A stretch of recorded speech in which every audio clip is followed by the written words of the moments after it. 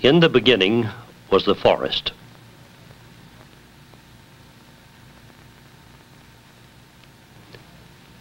Along the seaboard in small expeditions, they began to arrive from Europe. Over a span of 300 years, they moved on westward, all the way to the other ocean. In certain regions of the country, over the long period, there grew up local concentrations of people, business, activity. These became the metropolitan areas, the major urban regions, the most densely settled parts of America. There's the Atlantic region, megalopolis, stretching from Boston to Washington, 40 million people. There's the Great Lakes region, centered on Chicago, 30 millions. The Pacific region of California, 16 millions. Back on the Atlantic side, the Florida region, 5 millions. In the heartland, the Ohio region, another 5 millions. And the southern Piedmont urban region, centering on the Carolinas, again 5 millions. Each of these zones is an area of dense population, human activity, and growth. Each of them faces a future full of promise, full of problems, on a major scale.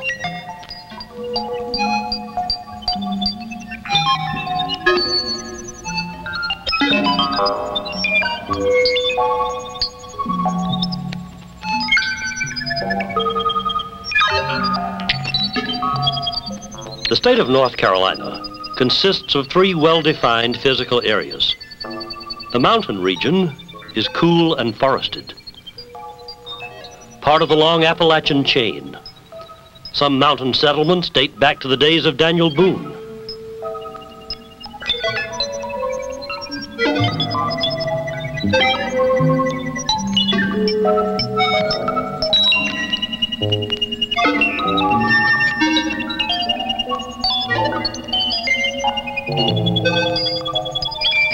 The coastal plain and Outer Banks region along the Atlantic shore. Many waterways, marshes, and inlets laced among the farmlands. The first settlements in the state were built here, the early plantations.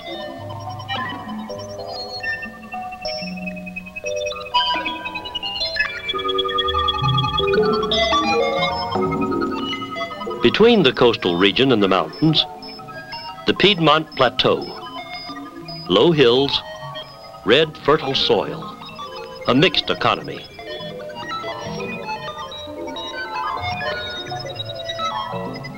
Into this region, waves of settlers moved from north and south, independent-minded people of various stocks and strains, seeking land, sharing the characteristic problems and ambitions of America.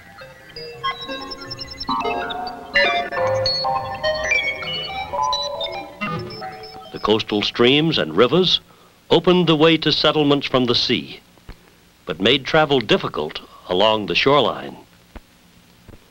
The mountains restricted travel to the west. The major routes for travel and freight developed inland through the Piedmont. People and goods moving over a century ago between the plantations of the south and the growing industries of the north.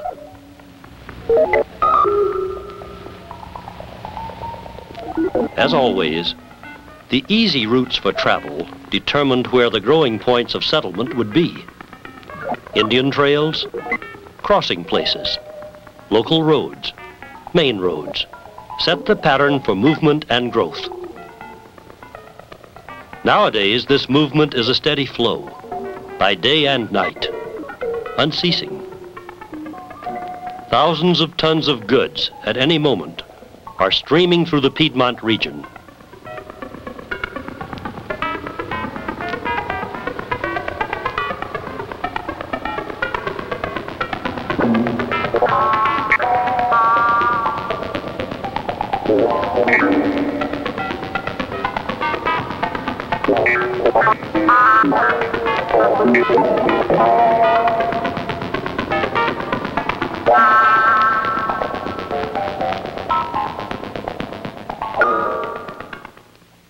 Each system of movement supports the other.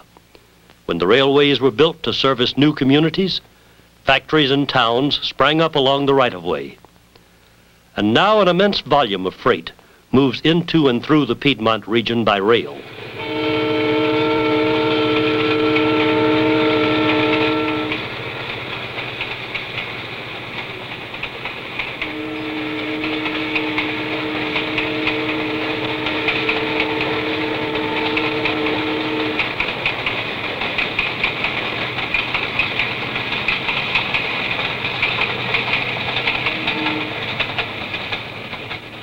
The channels of communication, moving mostly north and south. With the air age, easier travel across the state, over the mountains to mid-America and the west. Towns that were already well established became junction points and centers for air travel. Commercial airlines, both national and local, and a host of privately owned aircraft, enabled easy access to all parts of the state. As population began to center on the towns, communications media began to link the towns together. Newspapers were first. Then radio stations increased the speed of news and information. Then television, strengthening still more the central influence of the towns.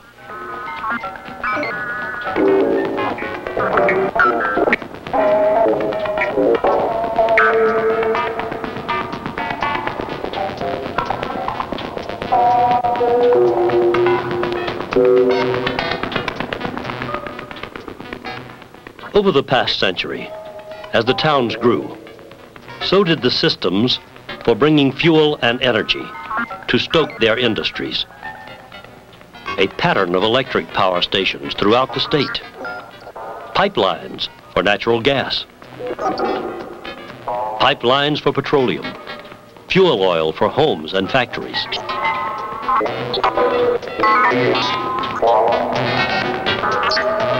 Where the main travel routes intersected, cities grew rapidly. They became centers for wholesale and retail trade. Centers also for manufacture. Cities like Charlotte, Greensboro, Winston-Salem attract new industry because they provide resources, new markets, workers and services for industry. Everything grows together.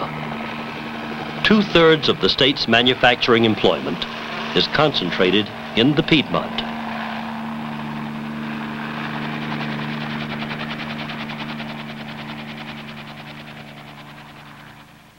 Today, over 5 million people live within the 100 counties of North Carolina. The major population lives in the central Piedmont region. Most of the larger towns and cities are in this region.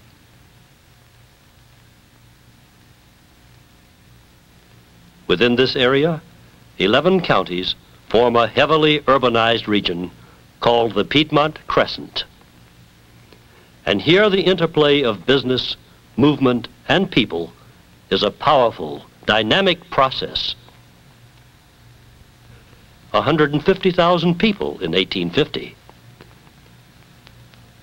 Thereafter, decade by decade, steady growth throughout the 11 counties of the Piedmont, in Gaston and Mecklenburg, in Cabarrus and Rowan, in Davidson, Forsyth, and Guilford, in Alamance and Orange, in Durham and Wake.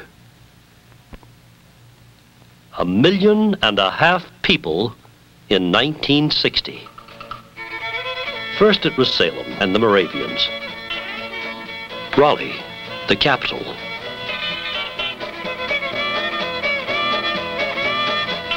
Chapel Hill. Forests turned to farms and towns.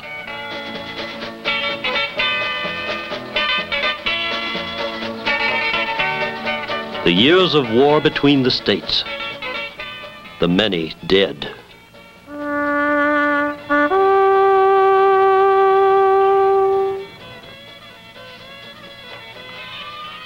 Duke and tobacco. Piedmont industry with Duke and Reynolds. Grander buildings. And cotton coming in from the farms.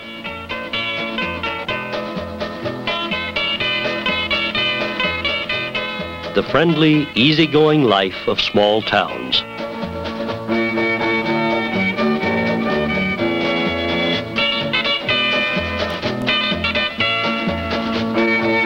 The family album of the past. Sodas and sociables. Greensboro's Centennial Parade. Cotton. 30,000 in cotton mills by 1900.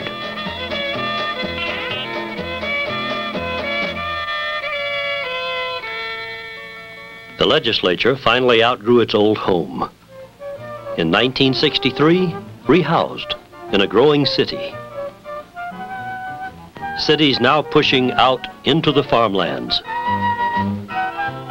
Farming still at the base of Piedmont life, but less so.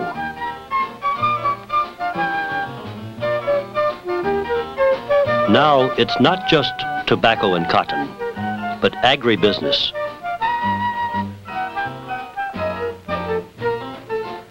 Processing and new production. New skills. Furniture, a major industry since the 1880s. Special efforts to promote research in industry. New kinds of industry moving to the Piedmont.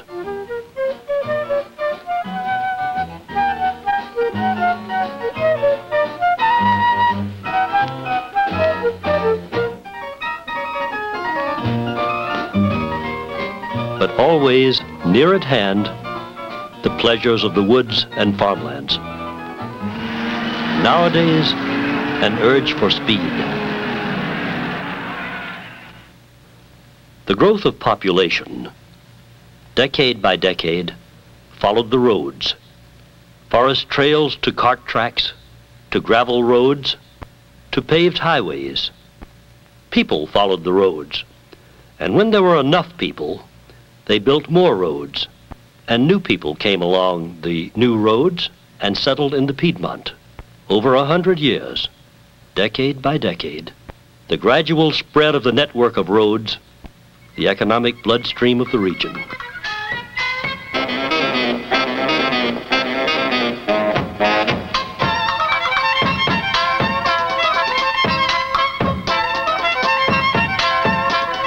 From the early days, a vigorous policy of road building.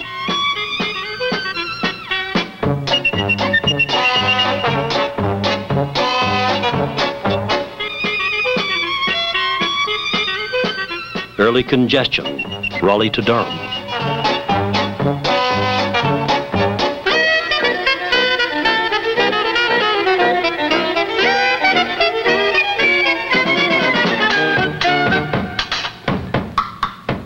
Before 1850, a railway carried building stone to Raleigh. Then construction of the North Carolina Railroad brought about the economic growth of the Piedmont. The crescent-shaped course between Raleigh and Charlotte set up a geographic pattern of industrial and urban growth, which has lasted to the present day.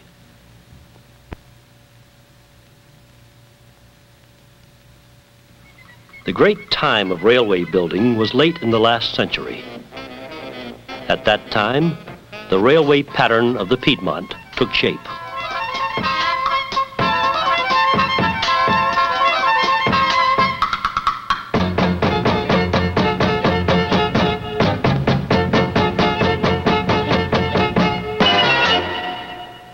The public schools, and later the colleges, followed the spread of new settlements through the region. The schools grew slowly in the first part of the century. In later decades, the rate of building increased sharply. Like other services, the schools followed the pattern of the towns. The larger school units and the colleges consolidated in the larger centers of population.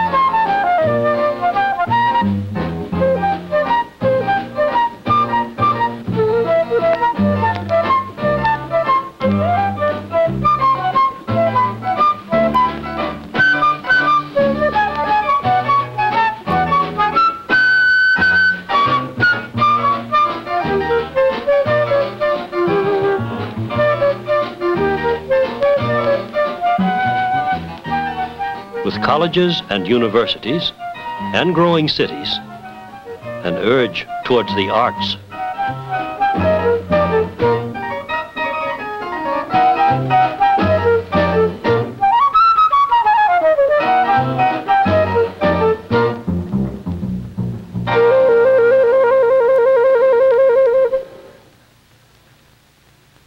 Population means people and their activities.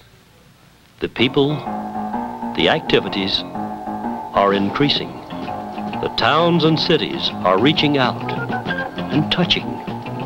A stream of movement connects them all through the Piedmont Crescent. But the larger numbers and growing industries don't add up to a perfect picture. There are problems. The one you see most easily is housing. Bad housing. Outmoded, unfit, unacceptable. How do we deal with it?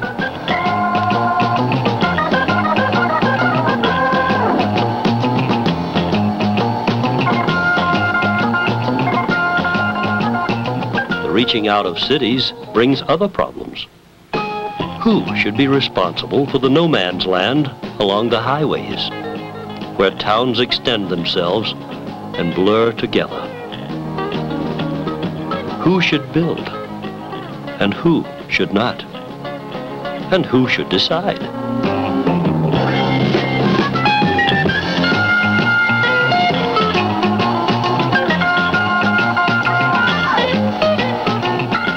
In the bird's eye view, towns and cities sprawl along the ribbon roads without pattern. Despite these problems, history has been kind to the Piedmont Crescent. The land and climate are well favored. People have moved here freely and prospered, and their numbers have sharply increased. What now? Suppose the same rate of population growth continues after 1960. What will that do for us by the end of this century? Here's the picture. Estimated population of the Piedmont Crescent by the end of this century will be over 3 million people.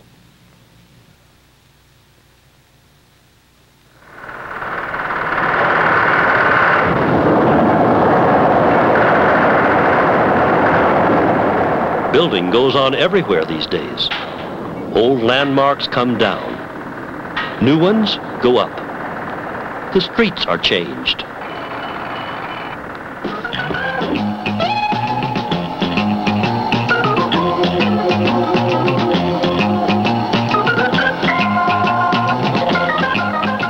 The schools overflow, and pressure still increases.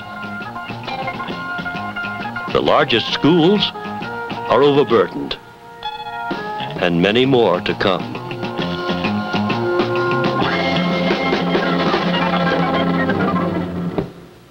Consider the highways. Suppose that highways grow at the same rate as now until the year 2000. What will the pattern be?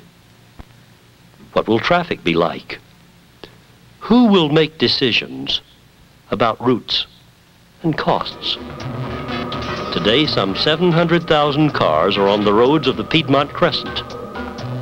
By the end of the century, about 2 million vehicles are estimated in this same region.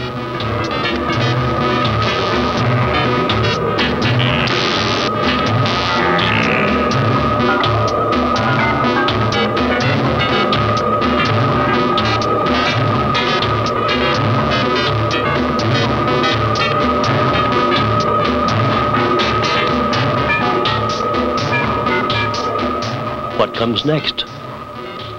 We know what's happened. How do we prepare for the next stage? Growth is inevitable. It can mean prosperity, new investment, and employment. It can also mean other things. Less space and leisure.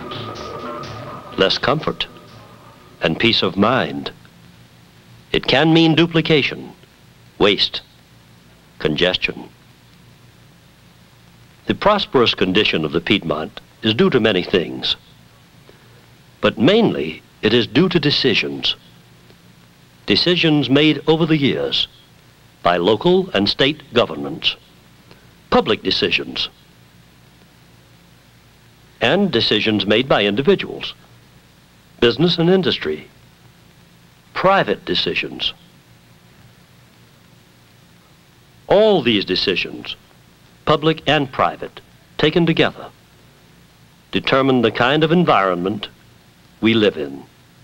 But mostly, the big decisions are made by local government, made in the public sector.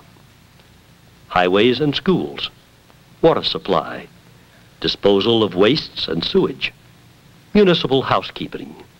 In the past, most of the decisions made by local government were their own affair. Local, self-centered, without regard to the surrounding region. But now the towns are growing, merging together. Strictly local needs that used to be simple now become complex regional problems involving whole groups of cities and counties. Problems such as regional water supply, regional systems for transportation and for education. Other regional problems may be less apparent on the surface, but they matter in the long run just as much. The nature of the air we breathe, the beauty of the countryside, space for recreation, open space between the cities, space that has meaning and value for the quality of our environment. As our numbers grow, we see that the single city or county government can no longer handle by itself the complicated problems of a region. Finance and management become too complex to go it alone. The old pattern of making local, independent, self-centered decisions no longer works. We need a new approach. How does each small community relate itself to the growing region all around it? The answers aren't ready-made. There's no book of rules. We only know that we can't leave it all to chance. In future, the quality of growth in the Piedmont region will depend on how well that growth is planned. This means many things. A new kind of partnership between state and local governments. A working partnership between the public and the private sectors. Between government on the one hand, business and industry on the other. New planning machinery where it's needed. More beef and more ideas in our planning organizations. Above all, some changes in our attitudes and understanding about growth. The beginning is to understand what's happening here and now. Then our goals become clearer. Then we can discover the ways and means to harness our restless growth and preserve the special quality of this rich region. We'll need to try some new experiments in our towns and cities, new ideas about planning and management. We'll have to recognize how much our affairs are interrelated, our jobs and programs, between one community and the next, throughout an entire region. We don't have all the answers, but we are getting a better picture of the problems. As the goals and targets become clear, we need to take action, thoughtfully and with purpose. Without such action, there's a risk of chaos in the future. With it, there's hope that we'll achieve the fullest quality of living in this growing urban region of the Piedmont.